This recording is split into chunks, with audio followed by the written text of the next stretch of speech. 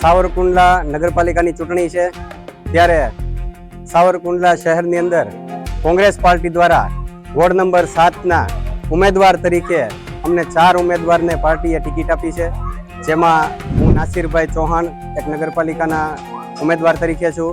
મારી સાથે પ્રતિકભાઈ મલેક છે, કાઉન્સમાં ટીભાઈ, પછી નીલોફરબેન કાદરી છે અને ભાવિનીબેન શિયાળ છે. અમે 4 ઉમેદવારોએ આજે ચૂંટણી પ્રચાર માટે વિસ્તારની અંદર ડોર ટુ ડોર નીકળ્યા છીએ. આવતા દિવસોની અંદર વિકાસના કામ કરવા માટે અમે લોકો તત્પર છીએ. આવતા દિવસોમાં કોંગ્રેસ નગરપાલિકામાં બોર્ડ બનાવવા જઈ રહી છે.